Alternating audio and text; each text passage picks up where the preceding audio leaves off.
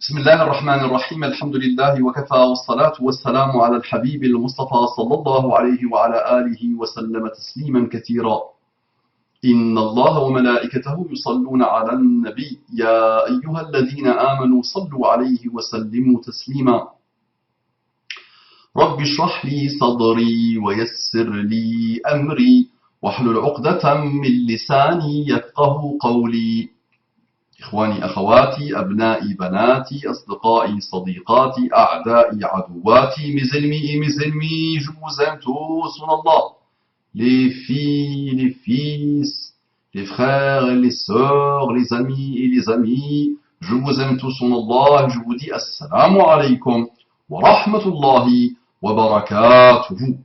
Quel bel engagement de miséricorde, de paix et de bénédiction et de tous les excellents comportements islamiques.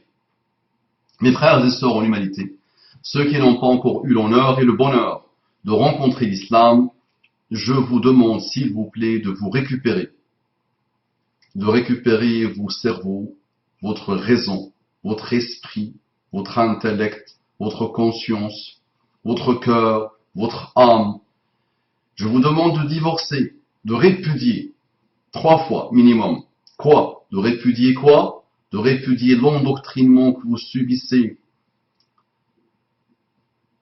depuis votre naissance, malheureusement, et que vous avez voulu, ou pas voulu, volontairement ou involontairement, de vous débarrasser de vos préjugés, de vos a priori, de vos idées préconçues, malheureusement, et d'entamer une recherche sincère et apaisée. Et vous allez finir par trouver Allah, le prophète d'Allah, la parole d'Allah, les messagers d'Allah, la religion d'Allah, ce que Allah attend de vous. Vous allez vous réconcilier définitivement avec Allah, avec vous-même, avec le monde, avec les autres, qu'ils soient amis ou ennemis, qu'Allah vous accorde les infinis délices de la guidée islamique. On entre directement dans le vif du sujet, sachant que nous avons nagé en profondeur dans le vif du sujet. Comme vous savez, un ennemi de l'islam m'a conseillé d'écouter et de m'intéresser à celui que j'appelle le frustré de la dissidence. Je dois toujours rappeler ce que c'est que la dissidence ou un dissident. Donc un dissident est une personne qui se sépare d'une communauté, au parti politique dont il était membre. Il ne reconnaît plus la légitimité de l'autorité, notamment politique, à laquelle il devait se soumettre jusqu'alors, et qui conteste de façon plus ou moins radicale le système politique du pays dont elle est résidente. Je dirais, moi, c'est un contestataire à l'infini qui conteste tout le monde et qui finit par se contester lui-même et qui meurt dans ces contestations infinies. C'est ça pour moi le frustré de la dissidence, ou le dissident, qu'il soit frustré ou pas. Donc, j'ai demandé, suite au conseil de l'ennemi de l'islam, d'un des ennemis de l'islam qui m'apprivoise, j'ai demandé à mes amis cybernétiques de me faire un portrait, de me résumer un peu les idées de ce que j'appelle le frustré de la dissidence. Donc, bismillah. Salam alaikum wa rahmatullahi wa barakatuhu, mon frère. Les idées du frustré de la dissidence sont celles que je t'ai présentées hier. Un cheminement vers un islam plus soft. Dans les grandes lignes, c'est ça. Ah mais ça peut être un bon titre d'un rappel. L'islam soft. L'islam hard, c'est ça? Et l'islam soft. C'est ça? Oh là, c'est joli. Non? L'islam hard et l'islam soft. L'islam light, l'islam dur. L'islam concentré. Coca-Cola. Les idées du frustré de la dissidence sont celles que je t'ai présentées hier. Un cheminement vers un islam plus soft. Dans les grandes lignes, c'est ça. Alors lui, très gentil, il va nous donner les grandes lignes et il appelle ça un cheminement. une sorte de musulman progressiste, en résumé. Il souhaite et appelle à une réforme de l'islam de ses œuvres. Aujourd'hui, tout le monde appelle à la réforme de l'islam. C'est encore joli, c'est beau. Donc, il met quelques idées. Il est pour le choix de porter le voile ou non. Ah bah, très bien, mais il y a le choix de porter le voile ou non. Qu'est-ce qu'il apporte? Chacun choisit de porter le voile ou pas. On ne peut pas mettre une kalachnikov sur la tête d'une femme pour lui dire porte le voile. Non. On ne peut pas lui imposer ça. Non. Donc là, il n'a pas inventé l'eau chaude. Il n'a rien apporté. Il s'est fatigué pour pas grand-chose. Donc il est pour le choix libre de porter le voile ou non. Deuxième tiré. Il est pour un abandon de certains hadiths douteux qui posent problème. On va lui dire, toi, quels sont les hadiths qui te posent problème? Il va nous dire la moitié de Sahih al-Bukhari. Ok, poubelle. Et dans Sahih Muslim, quels sont les hadiths qui te posent problème? Les 2/3 de Sahih Muslim. Allez, poubelle. On va aller voir un autre. Qu'est-ce qui te dérange dans les hadiths? L'autre moitié de Bukhari, que le frustré de la dissidence n'a pas mis à la poubelle. Poubelle. On va partir voir un autre. On va lui dire, dans Sahih Muslim, qu'est-ce qui te pose problème? Il va dire, le tiers que le frustré de la dissidence n'a pas mis dans la poubelle. Et on met la religion d'Allah dans la poubelle. On maîtrise parfaitement les coranistes, on les connaît parfaitement. Et c'est vrai que c'est une très belle trouvaille des ennemis de l'islam. Ils ont tout essayé avec le Coran, ils n'ont pas réussi. C'est vrai qu'ils leur a bousillé leur vie. Et ils se sont dit, il est beaucoup plus facile de venir avec l'apparence d'un amoureux de l'islam, de quelqu'un qui souffre pour l'islam, de quelqu'un qui veut que les non-musulmans finissent par adopter l'islam. Et voilà, et voilà, et voilà. Mais ça passe pas la négation et la suppression de quelques hadiths. Non. Allez jouer, les amis. Il est contre un islam identitaire et de paraître. Nous sommes tous contre. J'aime pas mettre le mot islam. Je suis contre et tu es contre et nous sommes tous contre de l'apparence de se définir comme musulman en réduisant l'islam à une apparence. Donc il est contre un islam identitaire et du paraître, entre parenthèses, voile, barbe, qamis, l'islam folklore, comme il dit. Il n'y a pas de problème. Voilà en gros ses idées, une modernisation de l'islam, le faire évoluer pour qu'il soit moins stigmatisé et moins pointé du doigt. Quelle bonne niya. L'intention est bonne, elle est délicieuse, elle est louable, parfait, bien. Mais quoi que tu fasses, mon frère, quoi que tu fasses, les ennemis de l'islam vont toujours le montrer comme les pires et la pire barbarie qui a existé. Quoi que tu fasses, les fanatisés athées, les sectaires matérialistes, les amoureux d'eux-mêmes, ceux qui ont fini par s'adorer, ceux qui se trouvent les nombrils de l'univers, quoi que tu leur dises, quoi que tu enlèves comme sucre du coca islamique pour le rendre light, ils vont te trouver des choses qui rendent même la moustique diabétique. D'accord? Donc s'il vous plaît, arrêtez. Tu vas pas saper ta religion. Et ta religion, personne ne peut la saper.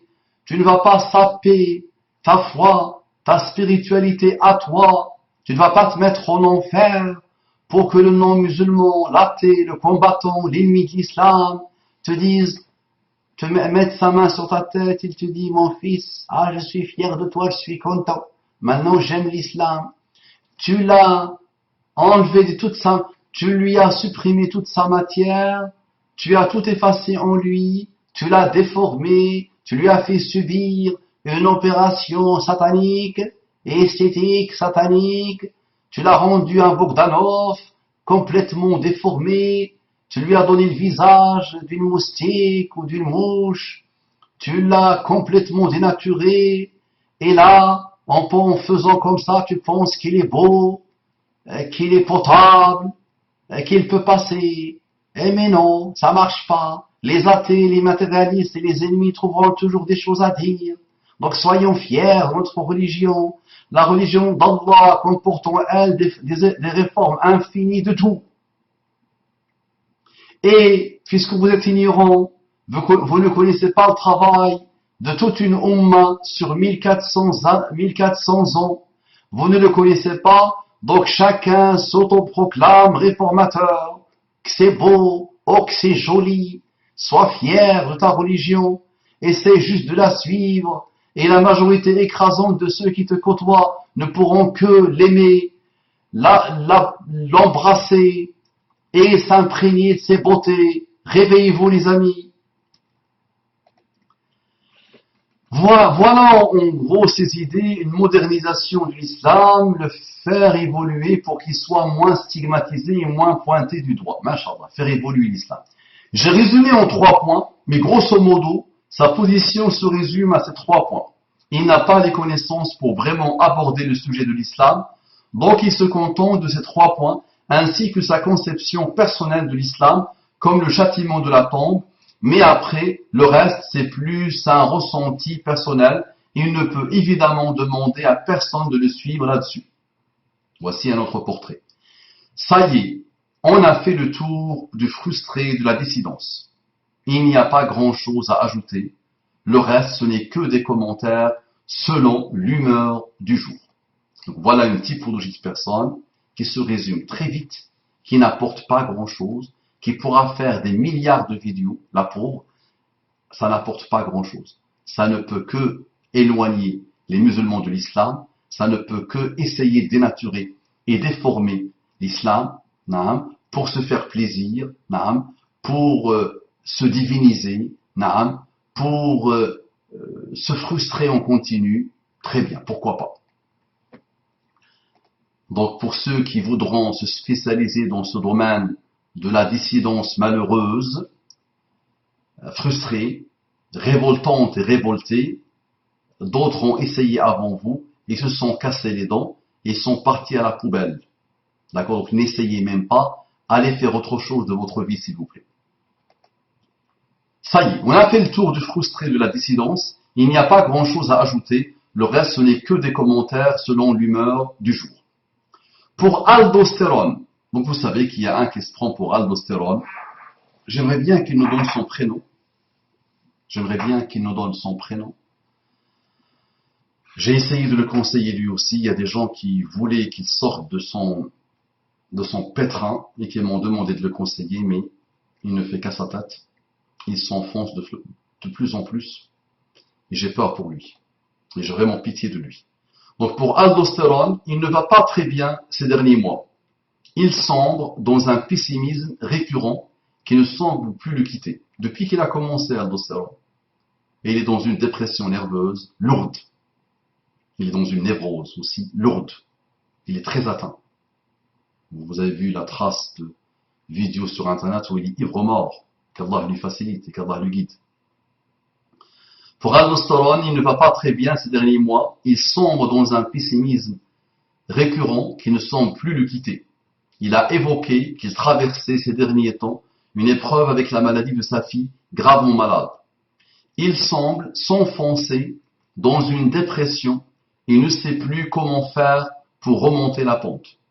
Il continue à se faire du mal et à faire du mal aux autres en dénigrant ses semblables, sa communauté, ce qui évidemment ne le réjouit pas et ne va pas l'épanouir.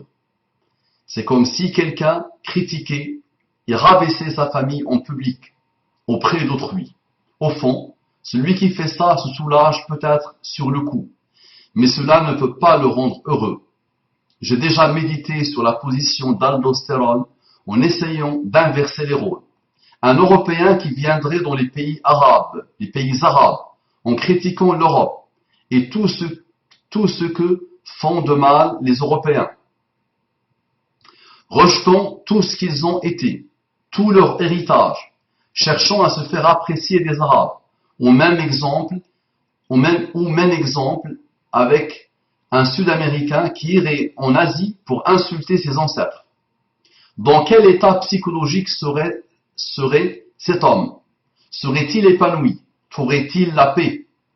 Je ne sais pas comment on peut insulter publiquement ses semblables, se donner en spectacle comme ça. Ce qui est certain, c'est que c'est un bien triste spectacle dont les anti-musulmans se réjouissent, ils applaudissent des deux mains et en redemandent. Voilà. Une star ou une starlette des ennemis de l'islam qui va très mal, le pauvre, qu'Allah lui guide. Un autre, pareil pour Majid, probablement un mercenaire motivé par l'argent. Lui, j'ai aucun doute qu'il est rémunéré pour son œuvre. Salamu alaykum wa rahmatullahi wa barakatuhu, mon frère.